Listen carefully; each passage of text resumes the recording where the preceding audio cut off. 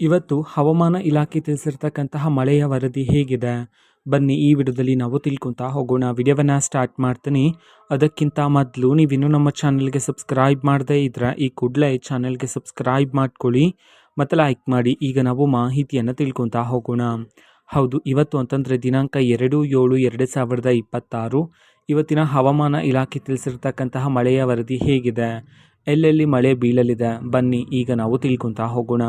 So ಮೊದಲಿಗೆ ಕರಾವಳಿ ಮತ್ತು ಮಲೆನಾಡಿನ ಭಾಗಗಳತ್ತ ನೋಡೋದಾದ್ರೆ ದಕ್ಷಿಣ ಕನ್ನಡ, ಉಡುಪಿ ಮತ್ತು ಉತ್ತರ ಕನ್ನಡ ಈ ಜಿಲ್ಲೆಗಳಲ್ಲಿ ಗುಡುಗು ಸಿಡಿಲು ಸಹಿತ ಗಾಳಿ ಸಹಿತ ಭಾರಿ ಮಳೆಯಾಗ್ತಕ್ಕಂಥ ಸಾಧ್ಯತೆ ಇದೆ ಅಂತ ಹೇಳಿ ಹವಾಮಾನ ಇಲಾಖೆ ಕಡೆಯಿಂದ ಎಚ್ಚರಿಕೆಯನ್ನು ನೀಡಲಾಗಿದೆ. ನಂತರ ಚಿಕ್ಕಮಗಳೂರು, ಶಿವಮೊಗ್ಗ, ಹಾಸನ, ಕೊಡಗು ಈ ಜಿಲ್ಲೆಗಳಲ್ಲಿ ಹಗುರದಿಂದ ಸಾಧಾರಣ ಮಳೆಯಾಗ್ತಕ್ಕಂಥ ಸಾಧ್ಯತೆ ಇದೆ. ನಂತರ ಉತ್ತರ ಒಳನಾಡಿನ ಭಾಗಗಳತ್ತ ನೋಡೋದಾದ್ರೆ ಬೆಳಗಾವಿ, ಧಾರವಾಡ, ಹಾವೇರಿ, ಗದಗ ಈ ಜಿಲ್ಲೆಗಳಲ್ಲಿ ಗುಡುಗು ಸಹಿತ ಸಾಧಾರಣ ಮಳೆಯಾಗ್ತಕ್ಕಂಥ ಸಾಧ್ಯತೆ ಇರಲಿದೆ.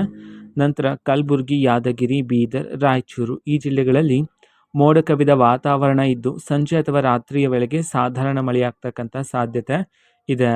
ನಂತರ ವಿಜಯಪುರ, ಬಾಗಲಕೋಟೆ, ಕೊಪ್ಪಳ, ಬಳ್ಳಾರಿ ಈ ಜಿಲ್ಲೆಗಳಲ್ಲಿ ಮೋಡ ಕವಿದ ವಾತಾವರಣ ಇದ್ದು ಗಾಳಿಯು ಗಂಟೆಗೆ 30ರಿಂದ 40 ಕಿಲೋಮೀಟರ್ ವೇಗದ ಬಿರುಗಾಳಿ ಬೀಸಲಿದೆ ಅಂತ ಹೇಳಿ ಹವಾಮಾನ ಇಲಾಖೆ ಕಡೆಯಿಂದ ಎಚ್ಚರಿಕೆಯನ್ನು ನೀಡಲಾಗಿದೆ.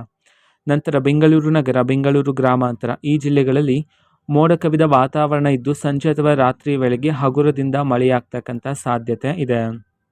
ನಂತರ ಮೈಸೂರು, ಮಂಡ್ಯ, ಚಾಮರಾಜನಗರ, ರಾಮನಗರ ಈ ಜಿಲ್ಲೆಗಳಲ್ಲಿ ತಂಪಾದ ಗಾಳಿಯ ಜೊತೆಗೆ ಸಾಧಾರಣ ಮಳೆಯಾಗ್ತಕ್ಕಂಥ ಸಾಧ್ಯತೆ ಇರಲಿದೆ.